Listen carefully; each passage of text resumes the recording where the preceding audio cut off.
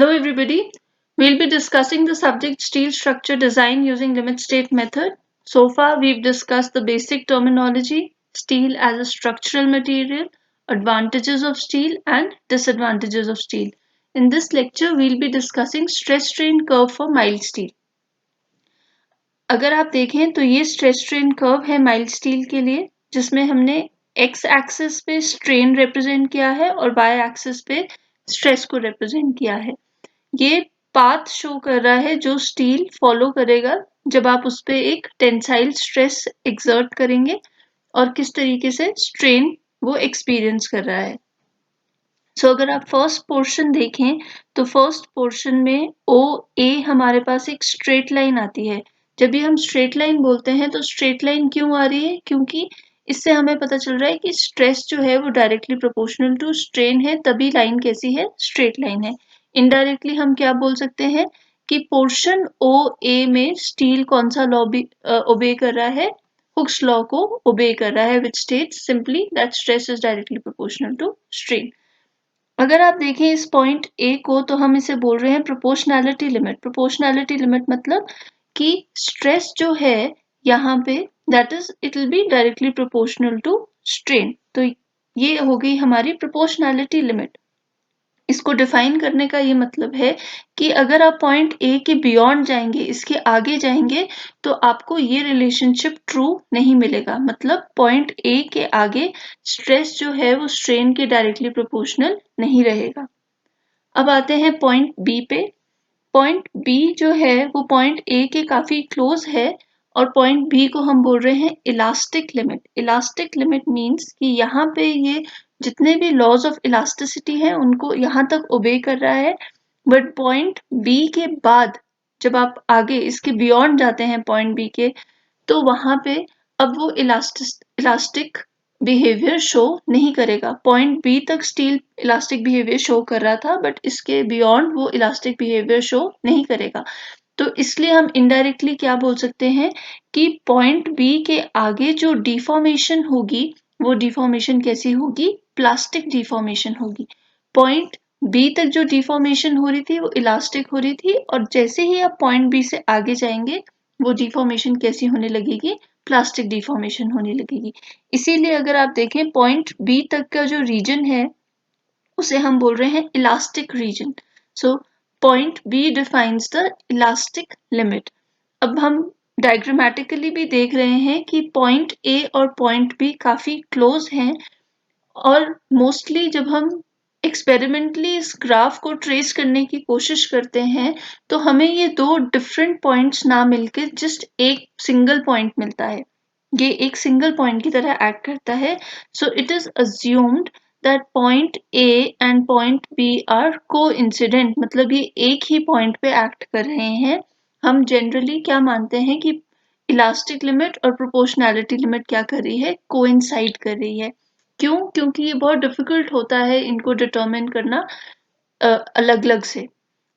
ठीक है, so this is all about the elastic region. Let's move on.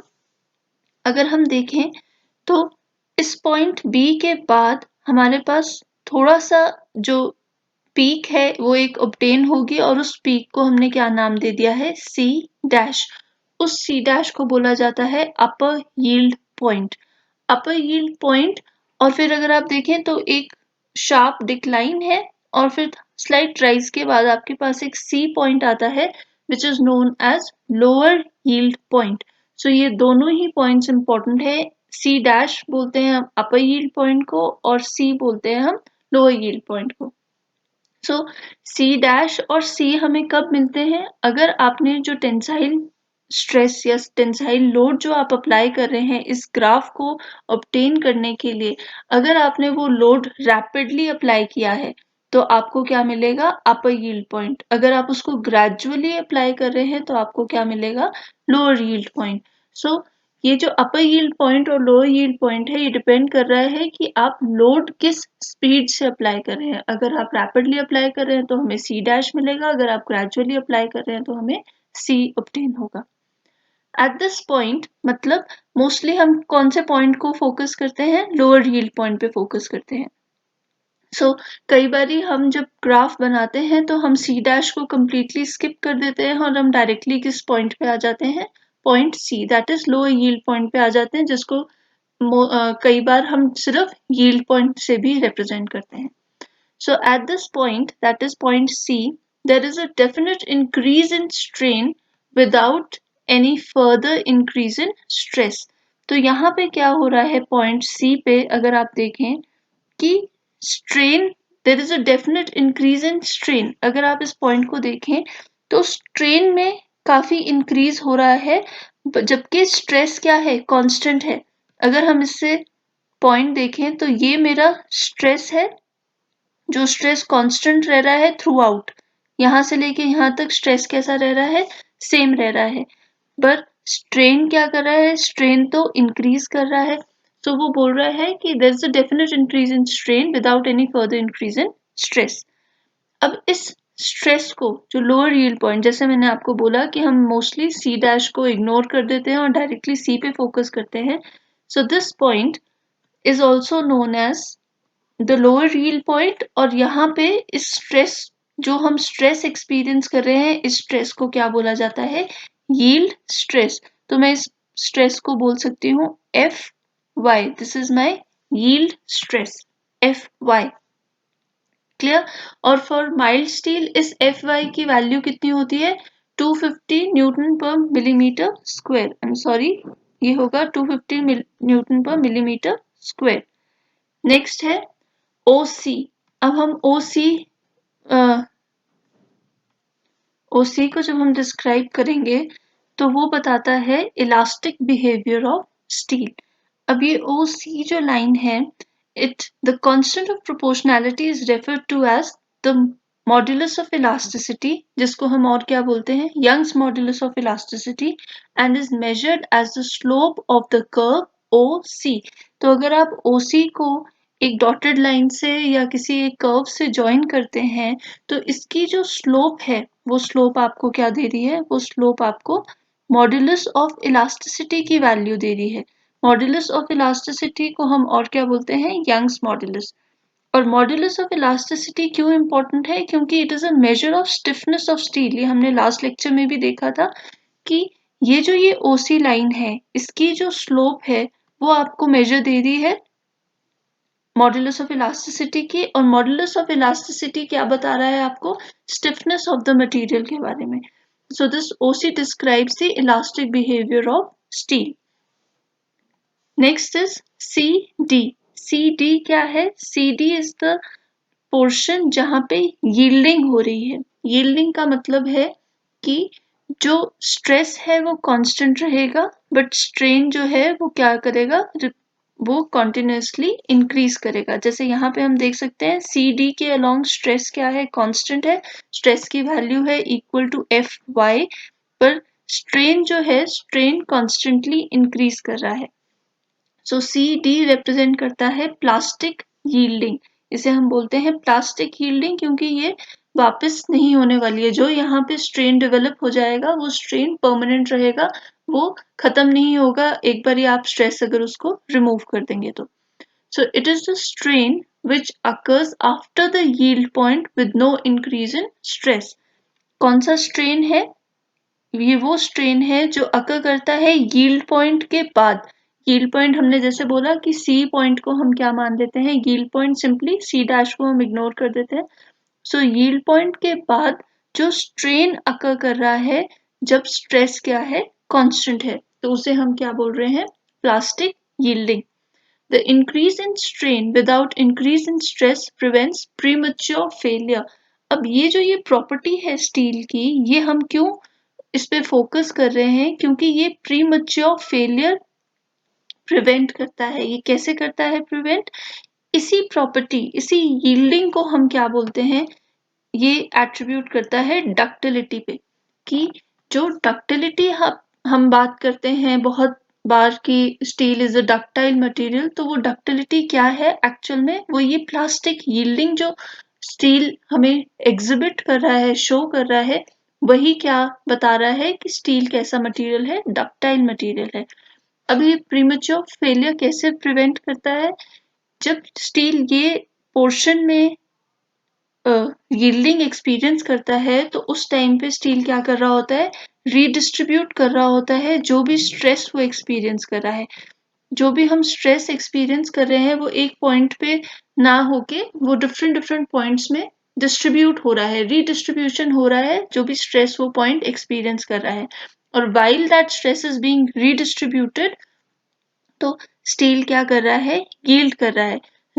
मतलब या तो स्टील क्या कर सकता था, स्टील एकदम से फेल कर सकता था, जैसे ब्रिटल मटेरियल होता है, यहाँ पे स्टील एकदम से क्या कर सकता था, फेल कर सकता था। पर स्टील क्या कर रहा है, स्टील यील्ड कर रहा है उस पर्टिकुलर पॉइंट पे और दूसरे पॉइंट्स पे स्ट्रेस शिफ्ट कर रहा है। रीडिस्ट्रीब्यूशन का मतलब दूसरे पॉइंट पे स्ट्रेस शिफ्ट कर रहा है ताकि जो ये एग्जिस्टिंग स्ट्रेस है उसको ये मेंबर ले सके और फेलियर ना हो, एकदम से फेलियर ना हो।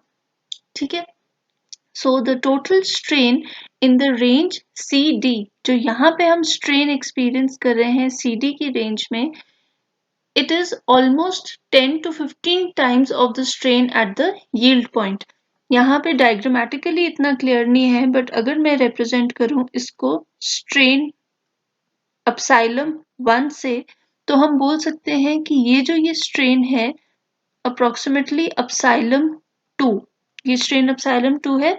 सो आई कैन से अपसाइलम 2 जो है वो 10 टाइम्स अपसाइलम 1 है। मतलब अगर यहाँ पे 1 मिलीमीटर का स्ट्रेन हुआ है तो यहाँ पे कितने मिलीमीटर्स का हो जाएगा, 10 मिलीमीटर्स का हो जाएगा। ये सिंपल मैथमेटिक्स से एक्सप्लेन करने का तरीका है कि अपसाइलम 2 जो ये यील्डिंग का स्ट्रेन है दैट इज 10 टाइम्स और 15 times the strain at the yield point. ठीक है, so this is the basic yielding region of a steel stress strain curve for mild steel. Next आता है आपके पास डी यू। डी यू में अगर आप देखें तो यहाँ पे अनएक्सपेक्टेडली जो स्ट्रेस है वो राइज करता है और हम एक्सपेक्ट कर रहे थे कि इसके बाद स्टील फेल कर जाएगा बट स्टील फेल नहीं करता है। स्टील एक पेक्यूलियर बिहेवियर शो करता है जहाँ पे वो क्या कर रहा है, स्ट्रेंथ गेन कर रहा है, तो उसे हम क्या बोल देते हैं, स्ट्रेन हार्डनिंग। यहाँ पे क्या हो रहा है, स्ट्रेन हार्डनिंग हो रही है। जो स्टील है वो वो स्ट्रेस, एडिशनल स्ट्रेस ले रहा है और उस एडिशनल स्ट्रेस के अंडर कुछ स्ट्रेन शो कर रहा है, कुछ स्ट्रेन एक्सपीरियंस कर रहा है। ठीक है, so range where additional stress produces additional strain. हमने सोचा था कि इस पर्टिकुलर पॉइंट के बाद जब यहाँ पे यील्डिंग हो रही है, इस पॉइंट के बाद स्टील क्या कर जाएगा, ब्रेक कर जाएगा। बट ब्रेक करने के बजाय स्टील क्या करता है, वो एडिशनल स्ट्रेस लेना शुरू कर देता है और उस एडिशनल स्ट्रेस के अंडर वो क्या एक्सपीरियंस करता है, एडिशनल स्ट्रेन एक्सपीरियंस करता है।